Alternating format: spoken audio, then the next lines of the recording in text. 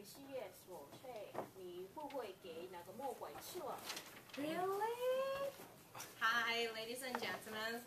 Welcome to our weekly San Francisco Mandarin English Toastmaster meeting. And I'm your English Toastmaster tonight, Rebecca Kung. 我是 Kathy 你的中文演讲主持人 And before we give our awesome show tonight, we would like to introduce you guys who's going to be busy and why they're busy tonight. So, first of all, we will have our counter, Debbie. Debbie. Our counter. Hi, Debbie. Would you like to do us a favor? Tell us what our counter usually do. 我的责任就是要说一下如果有人说然后讲中文的时候如果他们说那个这个然后就把他们说一下 Okay, so the mindful is speakers. And then? 我们的语发言人是 Andy 的会说语发言人做什么吗什么？你的工 Can you 作 tell us what grammarians would do? The grammarian picks up on general grammatical questions. 所有的关于文法的问题都可以提起来之后，讲如果有讲错了还是不太正确的，也可以说一下，是吗？ Thank you, Andy. And we also have our timer, Ken, for tonight. Ken is not here. 在这儿 Backup timer. Who would like to be a volunteer for You want to do it, Johan? the timer? No, Oh, you have a please. roll? Take it. Oh. Thank you. All right. Could you pass this to Philip, please? Really? Thank you. So, hi, Bill. Would you mind to introduce what timer you usually do for the meeting? Sure, I'm going to be keeping track of time. In general, the speeches, for 5 minutes, when it hits 5 minutes, I'm going to show the green card, the yellow card at 6 minutes, and the red card at 7 minutes. When I hit the red card, try to finish within 30 seconds if you can. With the evaluation, I'll show the green card at 2 minutes, the yellow card at 2.5 minutes, and the red card at 3 minutes. For the table topics, there'll be 1 minute for the green card, 1.5 minutes for the yellow cards, and 2 minutes for the red cards. Okay, so everyone's clear with that? So, showtime! That's got time for the prepared speech. The first English speech is from Kayla Zhao. So, oh my god, Candy. I was in Taiwan last summer. It was so hot. What would you recommend me if I would like to do the trip again in summer? 我想我会叫你问问 Kayla 因为她是从中国来的她今天给我们的演讲就是她去 Mongolia 的旅行 Okay, everyone, let's give a round of applause to our English speaker tonight. Good night, everybody. Tonight, my topic is a fun trip to Inner Mongolia. Have you heard about Inner Mongolia? Please raise your hand. Oh, wow, a lot of people. Have you been to Inner Mongolia? Nobody. Okay, so it is part of China in the north. It borders the country Mongolia. Because of its latitude, the summer are still cool. For this reason, my family and I decided to go there to avoid the heat last summer. So we flew from Beijing to capital city Huhehate. It took us 45 minutes to fly and drove 4 hours to the Gegentala grassland, which is also called Sizhiwangqi. When we arrived, some people on the back of horses came to greet us. 6 horses on each saddle on my car. The riders were all good-looking, and the horses were all handsome.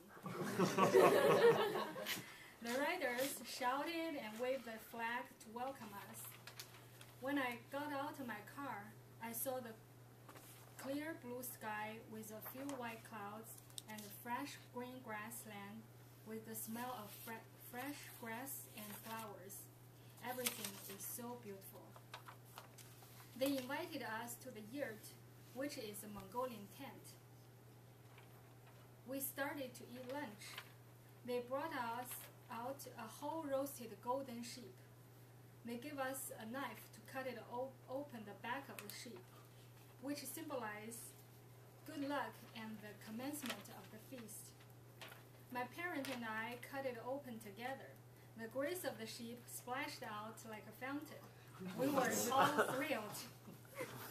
Then the music started.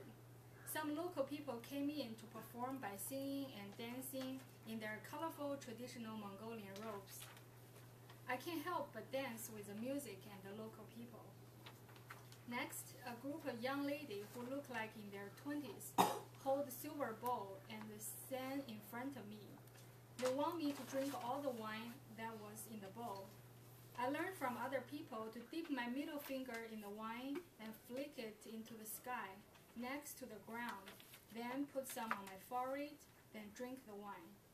The ceremony showed the welcome from them to me, and I show respect to them too. They also put a hada, which is white scarf, around my neck to wish me good luck. After the meal, we watched people perform the wrestling, archery, and acrobatics on the horse. It was really fun. After we left Sizi Wangqi, we went to the tomb of the Genghis Khan, the first Mongolian king. It was amazing to see so many gigantic black iron horse, bulls, wolves, warriors, and their wagons. They were so enormous, there were so many, and they were so real. It looked like they were all coming at you.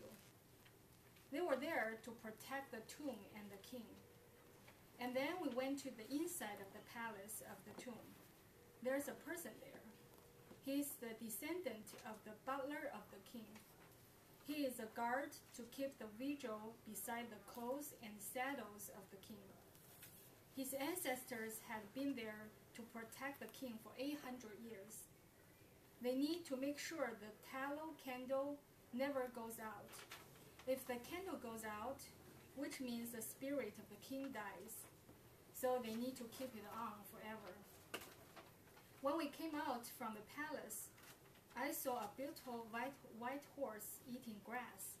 The guard told me that when the king dies, his white horse ran away.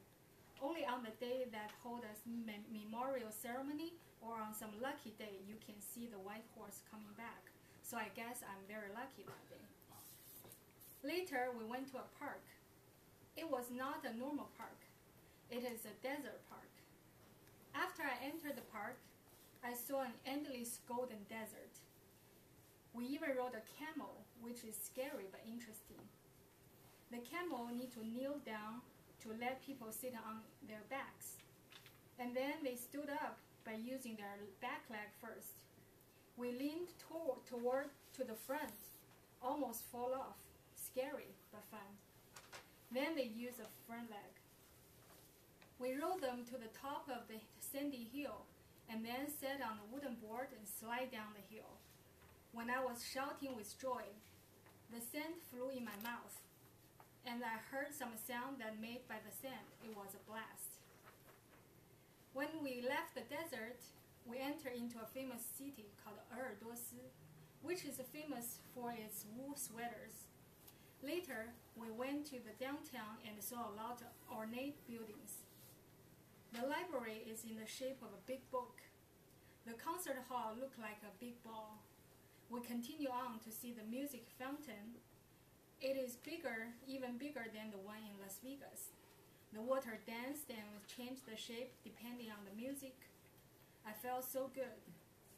How in the middle of the desert city look like this?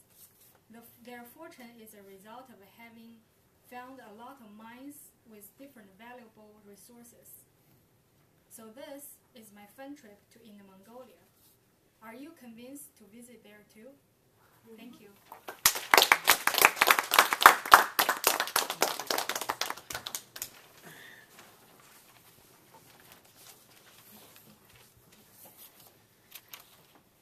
谢谢Kayla 的演讲，真的很好。我想下一年去旅行一定想去蒙古里。请下我们玩这个也是贵宾来，我请你。Oh, 1分钟，我们可以先。可以，可以给我1分钟。是。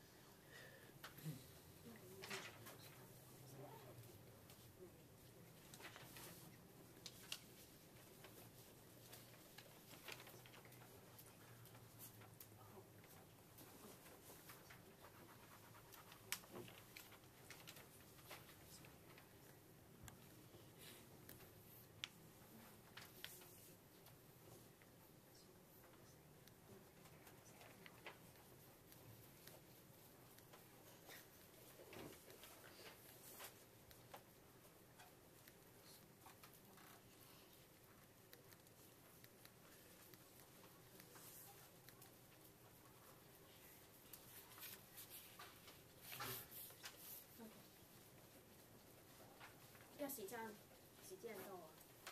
Time's up. So what you think?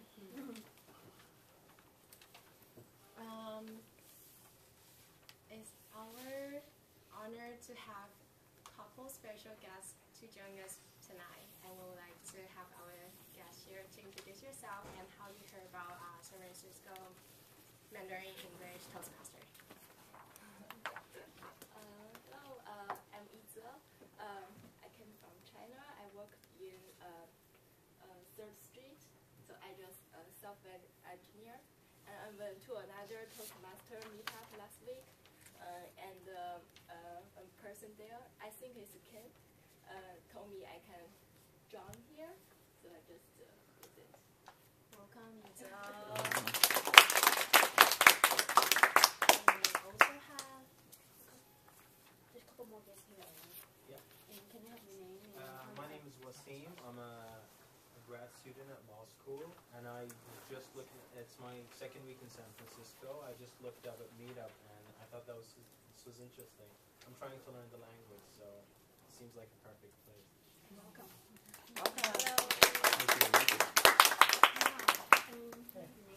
My name is Paul. I just recently graduated from college. I'll sit on the floor. I'm from here originally. Say that. I'm Dr. Fuller. And I heard about Toastmasters through Debbie. At an Asian Society event last week.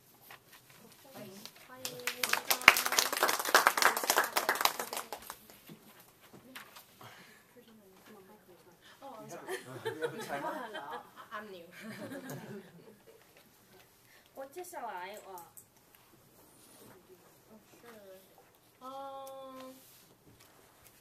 I was just welcome here.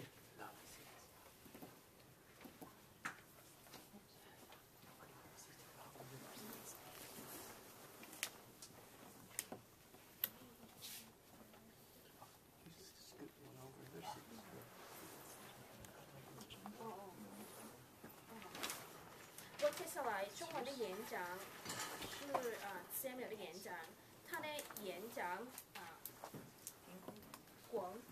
评估员是 Allison。你会评估 Samuel 的演讲？我是 Samuel 的评估。是。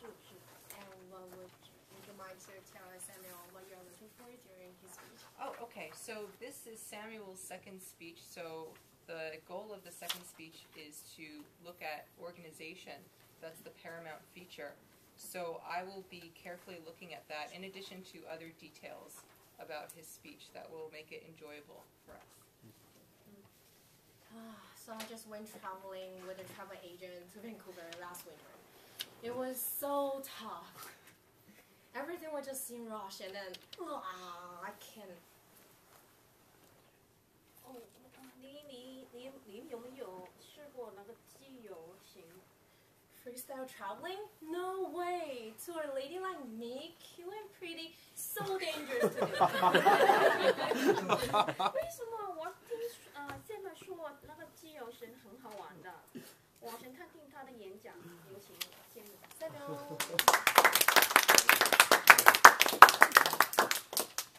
大家好，前我放了几星期的假，到了香港、澳门、深圳、新加坡跟东京。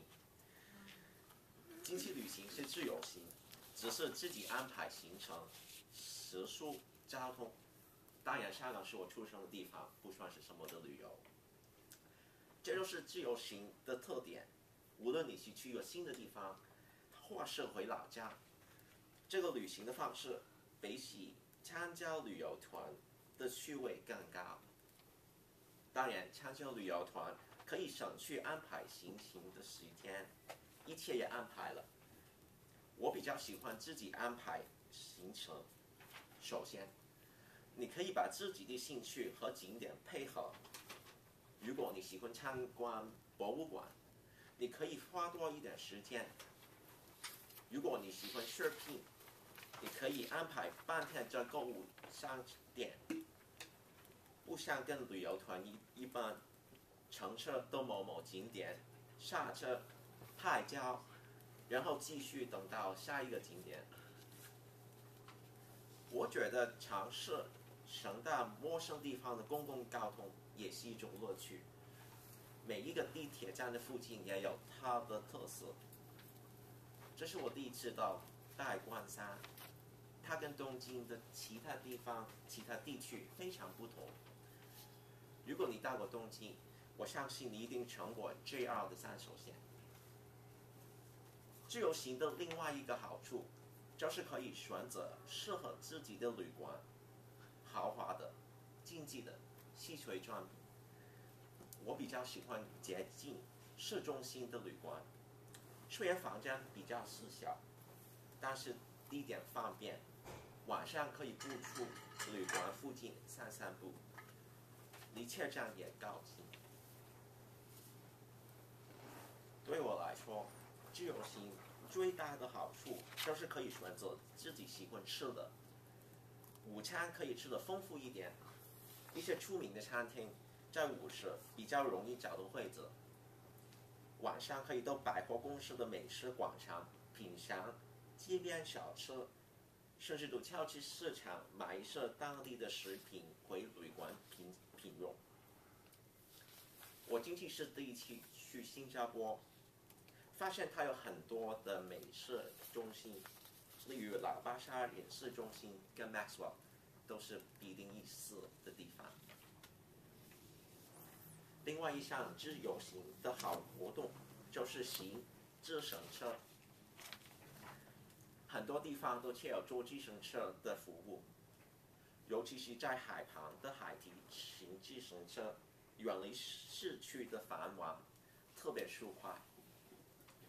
总之，自由行的好处就是可以像当地的市民般生活，而不用急着把所有的旅游景点摄入交响机里面。自由行更加是动力去学习当地的语言。现实有互联网上可以找到不少旅游资讯，很多好玩的、好吃的都可以启程前做好功课。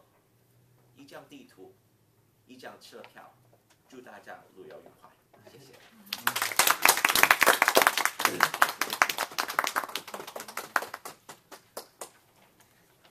你听到了吗？香港说的自由行很好玩的。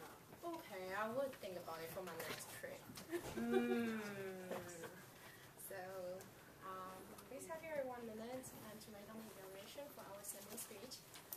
I hope you guys enjoyed it a lot.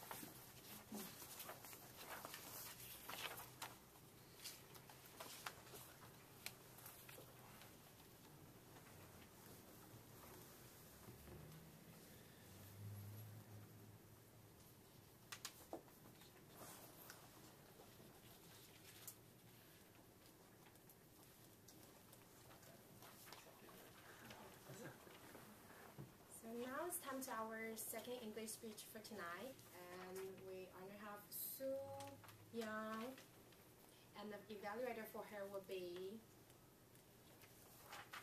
忘记了，高斯里。告诉你。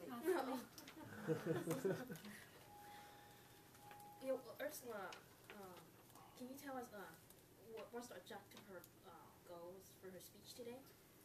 Yes, Sue is working on her 7th speech, and it's about researching a topic. There's several aspects that are involved here, namely statistics, testimony, example stories, and anecdotes, visual aids, and facts. So she's got a lot of work to do for this particular one, and it's kind of it's bringing a bunch of pieces together. That pretty much sums it up, so best of luck.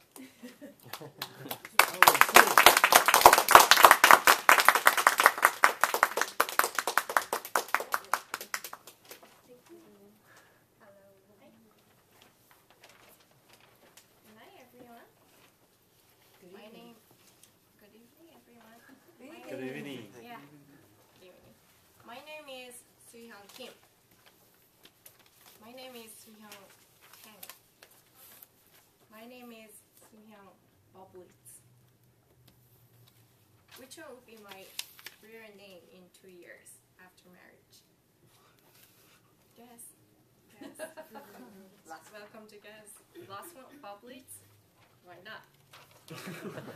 Tonight, I'm gonna just talk about how Americans change their last name, and why they change it, and how it works. Actually, when I came over the United States, it was kind of shocking for me why women change their last name, because we don't. I'm from Korea and we don't do that. So I kind of researched it a little bit. Who else really changing it? Where English is actually spoken, we call like Western people change their last name. Australia, New Zealand, Pakistan, Ireland, India, Philippines, Canada, and the United States. I found out that it's kind of common practice that women change their last name here. And I was curious how many exactly here. I thought probably 50%, half. The wedding website, the Knot.com, surveyed nearly like 19,000 women who got married last year. Of those women, 86% of people took their husband's last name. And by the 2000s, only 18% of women were keeping their own last name. And now it's only 8%. It's getting like more and more people are taking their husband's last name. On the other hand, there is one person who actually started kind of refusing to take a husband's last name, which is called Lucy Stone. Have you heard of this woman? She's the first American woman who actually refused to change her name upon marriage. So this is kind of very big issue when it comes up. It was 1850s, and it started, and people just keep kind of slowly changing, kind of stop changing their last name. But so I was curious, why those many people want to change their last name, even though they spend most time, like until 20 something, with her name. And in the 2011 survey from Harvard, actually said many people think that if she doesn't take a husband's last name, then it kind of shows that she is less committed to him or their future life together. So Midwestern women less likely to keep their own maiden name, and from New York, like Massachusetts, like the Eastern Coast, like more than 10% people, women keep their own last name. And I was talking about this topic with my coworker. She's American, and she was very surprised. Like, you really don't change your last name? I'm like, yeah, I'm not gonna change my last name, and it's not a common thing to do. It's just only done here or maybe other countries. And she was like, Now, how do you address each other? Like, just by name? It was kind of weird conversation. She had no idea like how it works. And she also said like it's more like 50% and 50 meets and 100%. So it should be same last name. Kind of made sense. I like that idea. Like a marriage is such a big deal and just kind of becomes one. I like that idea. So I got curious how it works. Also other countries, like not only English-speaking countries, but Iran, which is Muslim country, Belgium, France, Italy, Malaysia, Chile, Korea, China, don't change their last name. A lot of countries actually. And China especially, many is Mandarin club, so I kind of researched about it. And I found out that they don't officially change their last name, but they are kind of commonly addressed in a similar fashion to Western custom, as like Mrs. and the husband's last name. It used to be, or like Shi, put Shi, like as a Mrs. or Mr. and husband's name, surname. Kind of worked in that way. In Korea, we also don't change it. But very funny, interestingly, women anyway lose their name. The reason why we, whenever they have a boy who's called Ellen, then my boy is Ellen. Then after marriage and after I have a baby, like a boy, I'm gonna be called as like Ellen's mom. So that's why having a boy is very important in marriages to keep having the name, like a surname. So I found out that it's very interesting that we have all the different last name changing system, which I wouldn't really learn unless I come here and just talk with people. But in conclusion, I don't think that it's a kind of big deal to change it or keep it. Just it's kind of our name, or it's kind of another culture. It's kind of culturally done, and I kind of respect that. But I want to say just establishing ourselves, or my name, or her name, herself, like establishing herself, like with herself and her career under this last name, or like I can consider it as a brand. Like it could be great. I'm gonna be Soo-Hyung Lee from until now, and I'm gonna be Soo-Hyung Lee as well. Thank you.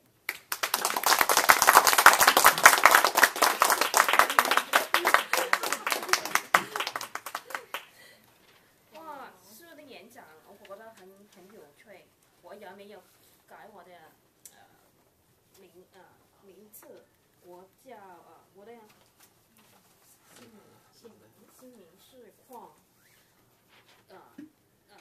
我的朋友常常以为我的老公是黄金香。哦，不是，之前我不想管我的姓名，就是这样。I wouldn't do that to myself too. So, hi everyone. Please have a 1 minute. half minute maybe to get your evaluation done. Thank you.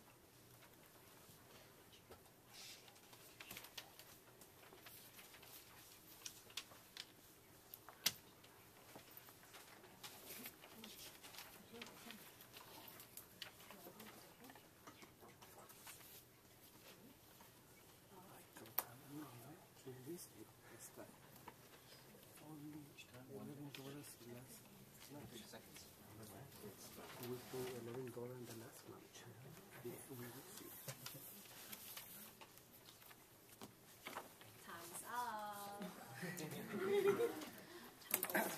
Sorry. So here comes to table topics.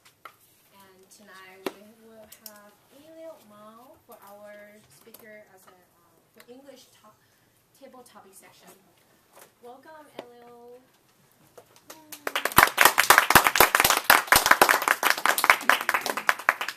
其实我是中文这一部分的，但是我很开心你让我先讲，因为我一直认为国语的那一部分总是变成2等，所以呢，我就是刚开始就用中文解释即兴演讲这一部分。For those, do you understand?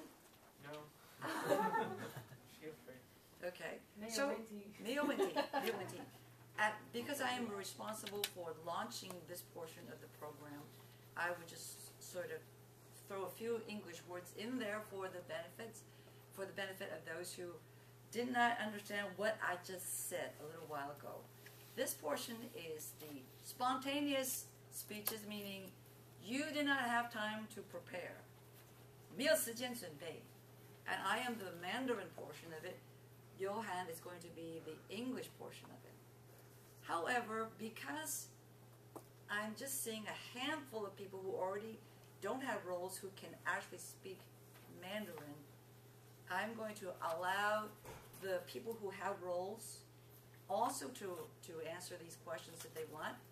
And just because the question is really applicable to English and Mandarin speaking, I'm going to ask the question first in Mandarin, and if you can answer it either in Mandarin or Chinese, Mandarin or English, have at it. I was just testing you.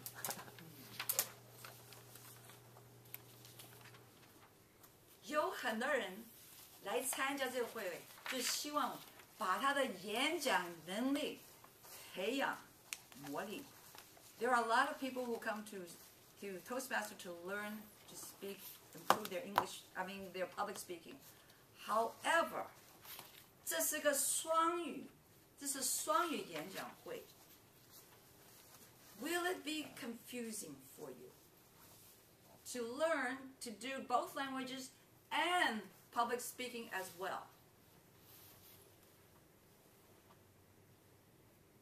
你会不会觉得太乱了？还是单独学一种话，或者双语？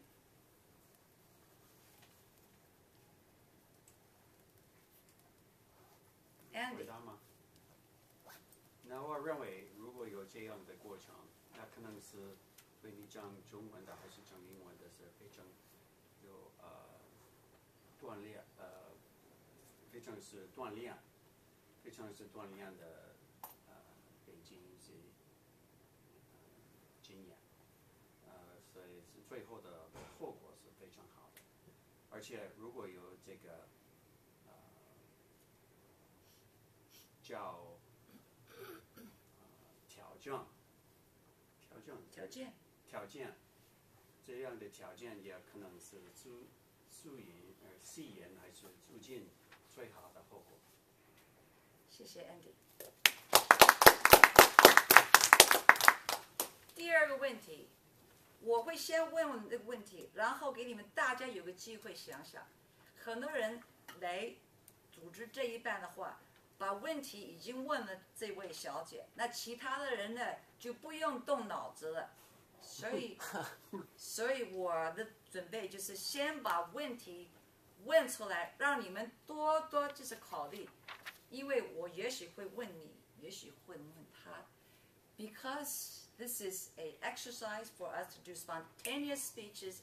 I am going to ask the question first instead of ask the person first. So that all of you are sweating it out, not just the one I asked, because that is part of our exercise. So the question 问题就是，你们常常听我要批评，不准讲 Chinglish。我最讨厌就是听的 Chinglish， 现在也有 Spanglish， 也有 Taglish， 你把两种话通通混起来。但是我问你。 它有没有它的好处呢 ？You have heard me complain about don't speak Chinglish. You just compromise both languages. But I'm going to ask you now: are there some benefits to speaking Chinglish?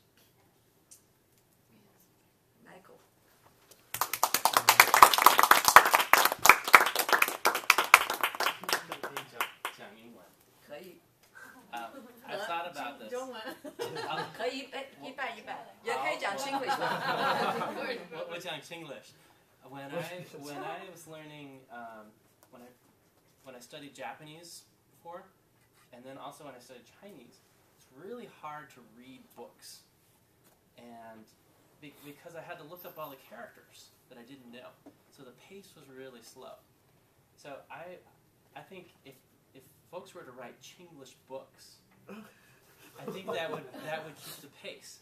And in the same way, when you're speaking, when you're talking to friends or giving a presentation, when you get stuck on a particular word, just say it in whatever language you know and move on, and you can maintain the pace. So that's my opinion on Chinglish. I think it can really keep the pace going. 所以他刚刚说的沟通最重要，是不是？不管你讲什么话，沟通最重要。Communication is the most important, according to Michael. 第三个问题，假如你嫁给一个外国人，或者你娶了一个外国老婆，你们家里有小孩子要讲什么话呢？ If you are in a mixed marriage and you have a Chinese father and an English mother, or the other way around, what will be the language you will use to raise your children? I would like to answer, hopefully in Mandarin, but I will accept both, including Chinglish.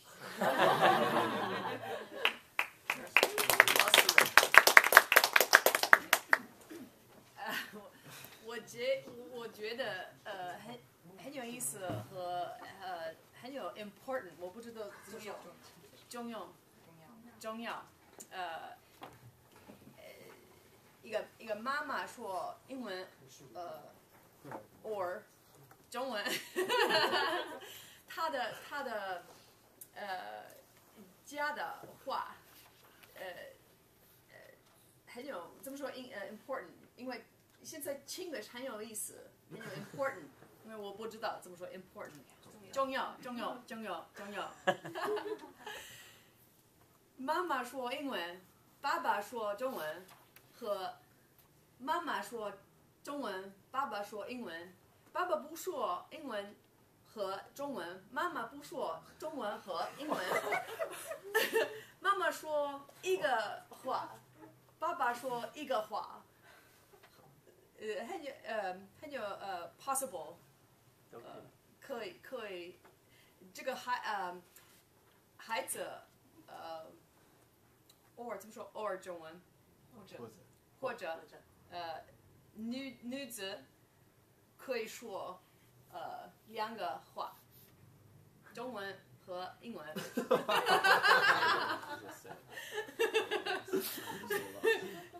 这个不很有容易，因为现在我说一点英文。If the mother speaks one language and the father speaks one language and they don't mix them from one or the other, the child can speak both equally and just as easily. If the mother speaks English and Chinese and the father speaks English and Chinese, it's not as easy for the child. So you've got one coming from one direction, one language coming from another direction, and they come together in the brain of the little kid, and everything's fine. 谢谢你们。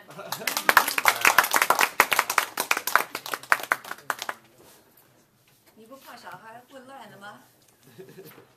You raise a schizophrenic kid. Speaking of schizophrenic, 你们有没有收到我寄给你们那个视频？有没有感动？很有感动。对，所以我一看到这个 video， 我心里感动，就是也让我想很多事情，尤其是这个世界、这个社会，小孩子、年轻人。When I watched a video that I sent to the group on 回家, the youth of China now are very reluctant to go home to spend Chinese New Year. Traditionally, that has been a given. They all must go back no matter what. When I was actually in China and looking for vendors qualifying, I do know at the factories that I work with, no matter what, all the factory workers here, they actually go back to home in China, taking the train rides. Then they don't live at home for us. So the only time they get back is New Year's time. So when I see situation like that, 我觉得这个会不但是语言，还要考虑双文化。I am thinking this club is actually concentrating on bilingualism, but how about the idea of biculturalism? Do you think that biculturalism also has to be in when we go to communicate?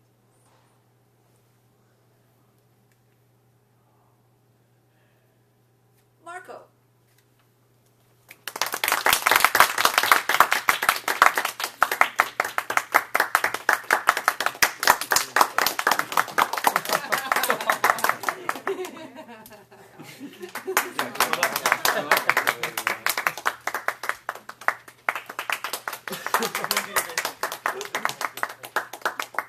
You know, it's strangely, I was looking at her and I was thinking, don't pick me. And then, and then I thought about that. And now, because of that, that's my excuse.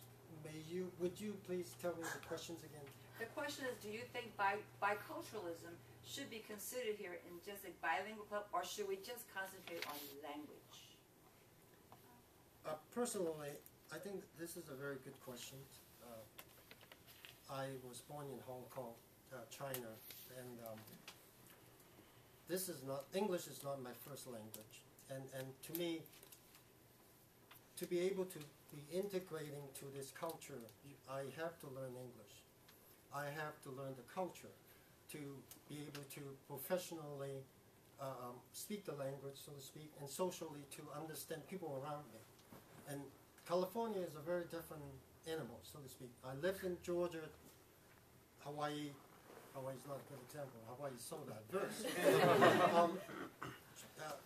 Colorado, Texas. You don't see that many Chinese. And to me, I have learned, and I would say I have matured, hopefully, that I am not looking at people because of the skin color or language they speak, So to me, you try to look inside of that person. And being a part of this country, I think it is important that we are aware and we are educated, so to speak, because it takes some effort. Being a new immigrant, especially somebody just came from China, from Japan, from Malaysia, it takes some effort from the individual to learn the American culture. But I think it's essential, and it's good. So thank you. 谢谢 Marco。最后一个问题 a last question, and I actually hope some of my guests would jump on and grab that one, because this is the only chance you get to speak. Every chance you get is going to be grabbed by somebody else. So the question is very simple. 你为什么要来参加一个双语演讲会? Why do you want to even bother to come to a bilingual Toastmaster club?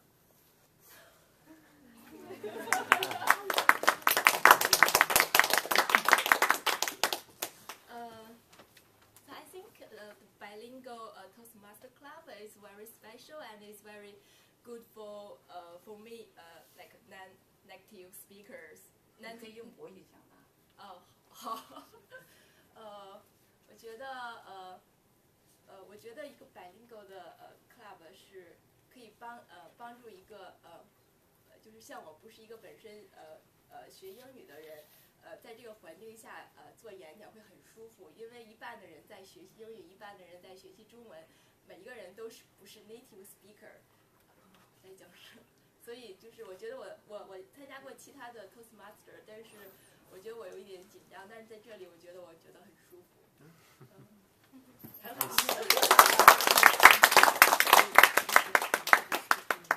我现在也让给我这个英文那一半。I am going to now allow my English portion of the table topics, Johan, to take over his English portion.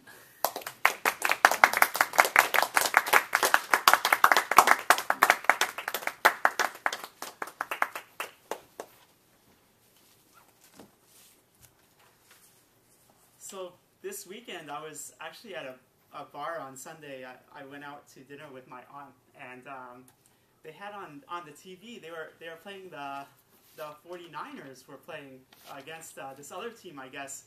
And I actually found out. I found out on the spot that the Super Bowl is next week. I didn't know until this past Sunday. You see, football. I don't really know a thing about football. I don't really follow it. I don't. It's kind of, just. Why is there no basket?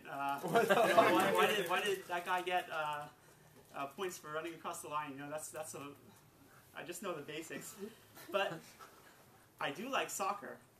So, there are different sports out there for people who don't like sports, and I was thinking about that a lot, and I wanted to ask, turn it over to you and ask. A lot of people are talking about a lot about football and basketball and the games that are when I go to the bar, you go to a restaurant, there's always like sports games on TV, and people are always talking. They're really excited about it. But personally, I'm not a fan of football, but I do follow soccer sometimes. I like playing tennis. So different people have their own taste when it comes to sports. So I wanted to ask you, do you like football? And if not, what type of sport do you like? Robert.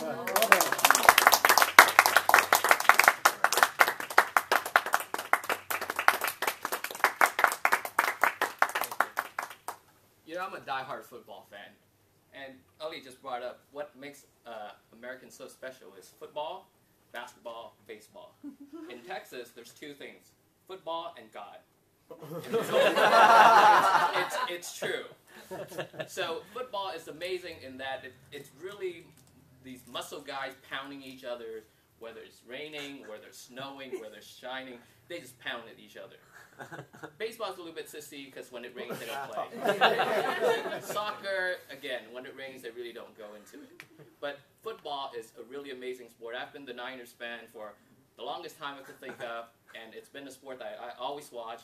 As a matter of fact, a good friend of mine is going to be going to New Orleans, and tonight I'll be dyeing his hair red in support of the Niners, and I'm really excited about that. So if you want to immerse into the American culture, try to watch football. Thank you.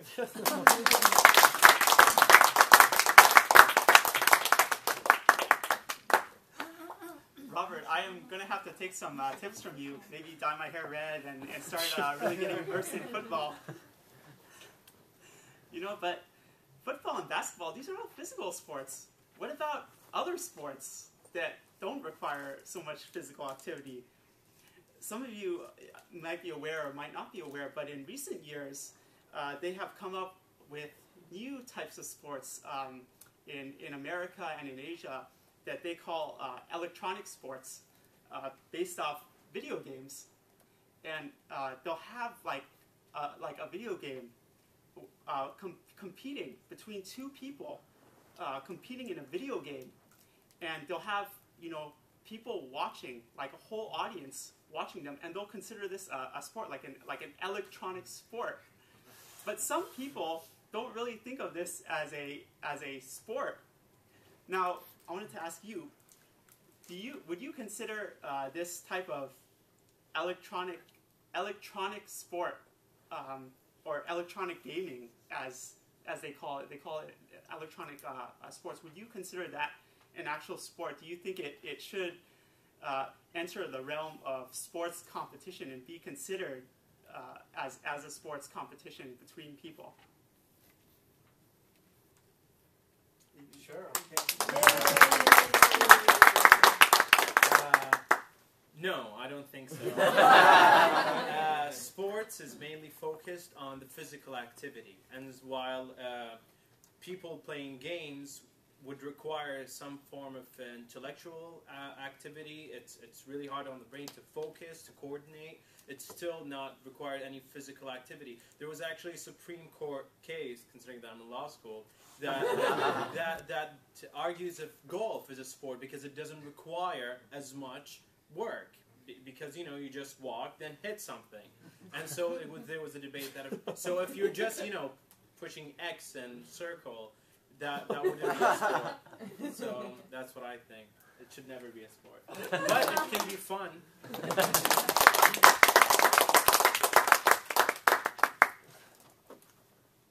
I think I have to agree with that one. I think that certain types of sport, you know, in order to be a sport, you really have to have a lot of physical activity. And you know, that it seems to me that they're always coming out with new sports. I don't know if I'm right or wrong about this. You can correct me, but I feel like when they have new Olympic Games every 4 years, it seems like, maybe because I don't follow sports that much, but it feels like there's always some type of new activity, like water polo, for example, that, you know, I haven't heard of too much before. But you know, I don't know if it's you know, really an old sport, or if it was invented in recent years. Many such sports. So I wanted to again ask you. I want you to imagine that you are elected. You are as one of the directors. Elected for one of the directors for the next Olympic Games, International Olympic Games, and they have decided that they are going to invent a new activity, a new type of sport competition to have players compete in. So you can be as creative as you possibly want to be, but as you are here on part of that board to create a new type of sport, or a new type of sport activity that players will compete in, what is that sport? What is that game? And what type of rules are involved? Do you use a ball? Do you have a net? Do you just swim? What is it? What are the rules? What does it entail?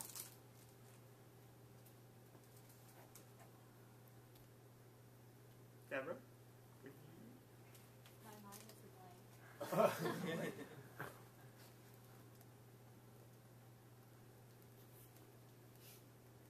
讲中文的运动。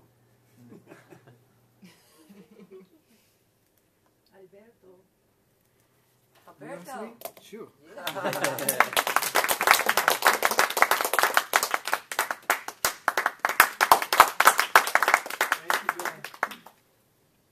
If you notice on TV and competition, you see those people eating hot dogs.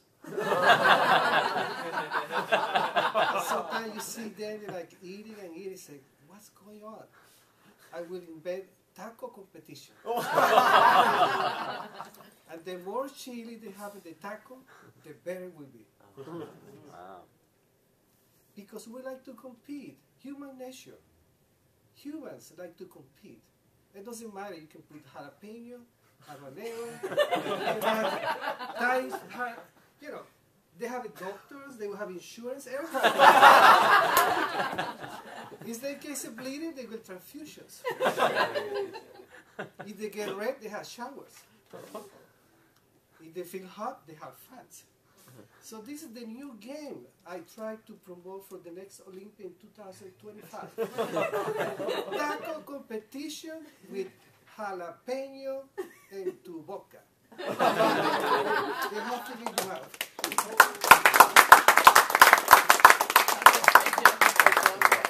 Thank you, Alberto. I do consider that a sport, and I'm very much looking forward to that one in 2025. Thank you.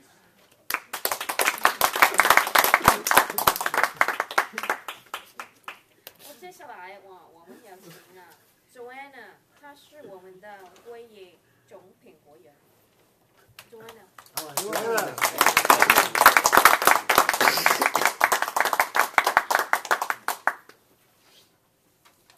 An extremely wise woman once told me, practice does not make perfect, it makes permanence. Who knows who said that in this room? I'm a true believer in that, and that's why evaluations are such a critical piece of Toastmasters. This part of the meeting is all about evaluations, speaker evaluations, how did we do on time, grammar, and our favorite word fillers. So I'd like to come up or ask firstly our English evaluator to come on up and evaluate Kayla's speech. Let's welcome Robert Tran.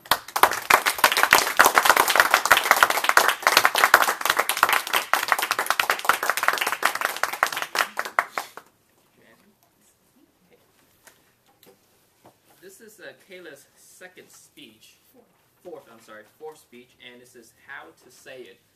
The goal of the speech is to make sure that she's saying it correctly using subject-verb agreements, whether there's any mismodifiers or misused pronouns. And I believe Kayla achieved all of those things. In particular, she had a really good introduction, a body, and a conclusion that runs us through her trip in Inner Mongolia. She talked about cutting off sheep, and then talked about running to deserts and doing wonderful things in the tomb of Genghis Khan. So we know a lot about her speech through her use of her words. So she used short sentences and words that are easy to understand, so it helps all the audience to help her get her points through to all of you guys. Now, I think Kayla could do better if she could use, her body language more to describe her speech better. Because when you talk about a trip, when you go on a trip and talk about a trip, you want to show some hand gesture motion for things you do, like riding a horse, cut open a sheep, things that would invigorate a picture into your audience's mind, so that your audience will be able to know what you're going through. Words are powerful also, but action along with words is really powerful. So I know this is your fourth speech, so you might want to start losing the notes. And it's almost time to begin to weed out the note part. So I understand that people could get fearful when they speak, and so notes really help them go through the whole portion. But being a good speaker, at the very end, you'll have to be stand up here, confident enough to just lose your notes and speak your mind. And I think if you could lose that note, I think you'll do a much better job next time. Thank you.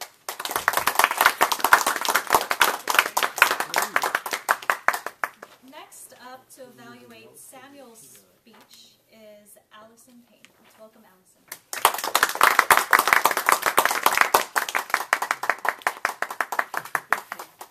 这是 Samuel 第2个演讲，就是看组织的地方，所以我要说一下他组织的地方怎么